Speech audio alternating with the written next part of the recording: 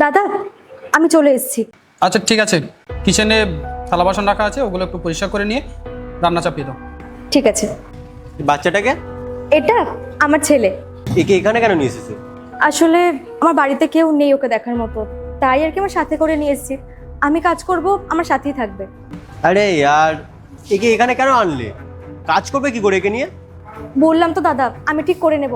আসলে কি বলুন তো, অনেকদিন আগে যে বাড়িতে কাজ করতাম না, ওখানেও ঠিক এরকমই করতাম। ওকে বসিয়ে রাখতাম আর আমি কাজ করতাম।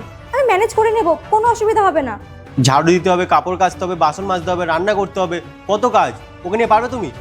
দাদা দেখুন না, ও কত সুন্দর, কত শান্ত, কাঁদেও না। আর আমি কাজ করলে ও জানে মাকে ডিস্টার্ব করা উচিত না, ও আমাকে ডিস্টার্বও করবে না। আমি আমার মতো কাজগুলো করে নেব আর ও নিজের মতো খেলবে। আচ্ছা ঠিক আছে, যাও। আর শোনো, ওকে একটু সাবধানে রেখো যেন কিছু ক্ষতি না করে। ঠিক আছে।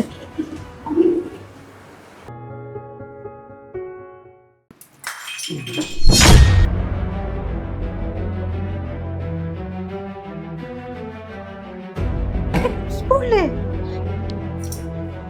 এটা কি করলে? প্রথম দিন এসে লোকসান করে দিলে। দাদা, বাচ্চা মানুষ তো, ও বুঝতে পারেনি। আমি পরিষ্কার করে দিচ্ছি এক্ষুনি। ভাই, আগে যদি জানতাম না যে ওর বাচ্চা আছে, তাহলে ওকে কাজেই নিতাম না। দেখুন দাদা, বললাম তো ও ইচ্ছা করে করেনি, ভুল করে হয়ে গেছে। দেখুন, এত যদি সমস্যা হয় আপনি এক কাজ করবেন, আমার যে মাসের মাইনে আছে না, ওখান থেকে টাকাটা কেটে নেবেন। তুমি যখন পুরো মাসটা কাজে আসবে তখনই তোমার মাইনে থেকে টাকাটা কাটতে পারবো। বেরো এখান থেকে। দাদা দেখুন, ভাই, আজকালকার কাজের লোকেদের না ইকুয়ালিটি চাই। কোথায় বাড়ি বাচ্চা কাচ্চা সামলাবে, তা না ওনারা স্বামীদের মতো বরাবরি করে কাজ করতে এসে। দেখুন দাদা, আমার স্বামী নেই। ও আমাকে অনেকদিন আগেই ছেড়ে চলে গেছে। আসলে আমাদের দেখাশোনা করে বিয়ে হয়েছিল, আর ও আমাকে একদম পছন্দ করতো না।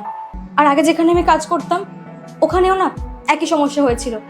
ওকে সারাক্ষণ আমার সাথে রাখতাম বলে ওদের অনেক সমস্যা ছিল, যার জন্য কাজ থেকে আমায় ছাড়িয়ে দেয়। আর আপনি বললেন না যে কাল কেন জানাইনি যে আমি কাজে আসলে আমার সন্তানকে নিয়ে আসবো, এই ব্যাপারটার জন্যই। কেউ যদি জানতে পারে যে আমি কাজে আসলে আমার নিজের বাচ্চাকে নিয়ে আসি, তাহলে কেউ সেটা অ্যালাউ করবে না। আচ্ছা ঠিক আছে, তুমি কাজ করো, অসুবিধা নেই। আর তোমার কাপের টাকাও নেবো না। ঠিক আছে। हल्की बारिश की बूंदें टिप टिप आहिस्ता उतरे